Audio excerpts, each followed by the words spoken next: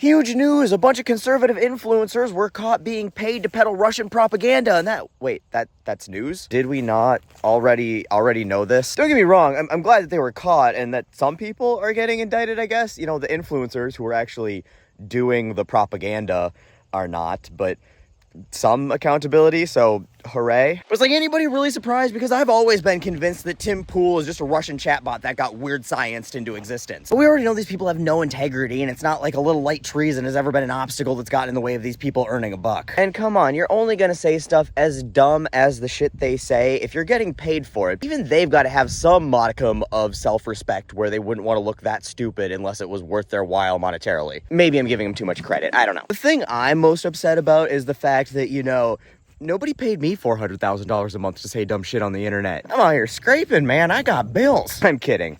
I mean, I'm not. I do have bills. And actually, I'm not. I would have taken that job and then read their propaganda in the most sarcastic way possible. Probably wouldn't have had the job very long, but once you cut me that first check, there's no refunds. God, how much fun would that be to have Russian trolls paying me to troll them? Troll inception. All right, I'm getting off topic. The things that genuinely do bother me about this is first is that it undermines the legitimacy and the integrity of all content creators. And that's something we already have to fight for on the daily because, you know, anybody can say anything on the internet. Anybody. Like, have you seen anybody? There's a lot of stupid out there, guys. And a lot of people are doing the stupid for free. So we already had to contend with that, and now we've got to contend with the fact that Russian psyops is paying them to do the stupid. Which is frustrating, because if you're a content creator, a commenter on anything political or socioeconomic, and you're doing your job, you're gonna say stuff that makes people upset sometimes. And then people who have big feelings about whatever you said, but no actual rebuttal, just accuse you of being paid by the omnipresent they. Now they've got proof that a lot of them are being paid by they. It's just, unfortunately, you know, the people that they're projecting these accusations onto are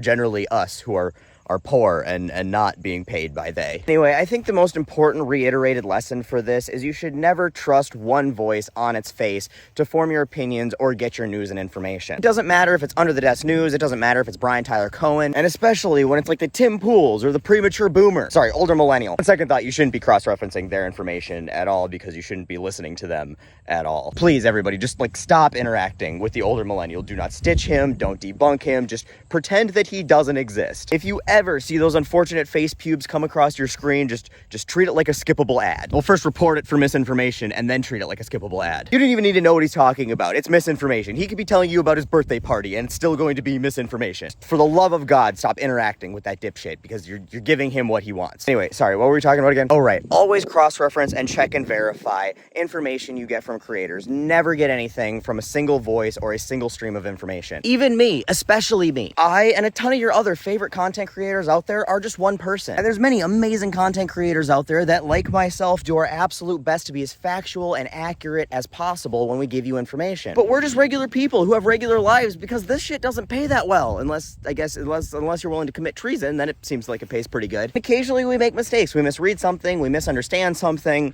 You know, it happens. So always, if you want to repeat information, it doesn't matter who it's from. It can be the most reliable people in the world. Just always verify it. Because in the end, the only reason that all of this conservative and Russian propaganda and misinformation works is because people are dumb enough to believe stuff at face value. Which you probably already know if you've ever scrolled through a conservative trolling satire site like America's Last Line of Defense. It's scary. Those taters are fully cooked, and they're people who vote. Anyway, that's my take on it. I find it really hard to be surprised, but I really do hope that this changes some things and we get some accountability in media because of it. But thankfully, we don't have to wait for that accountability because only you can prevent Tim Pools. Sorry, that was supposed to be like a Smokey Bear slogan knockoff, and I'm not entirely sure if that landed.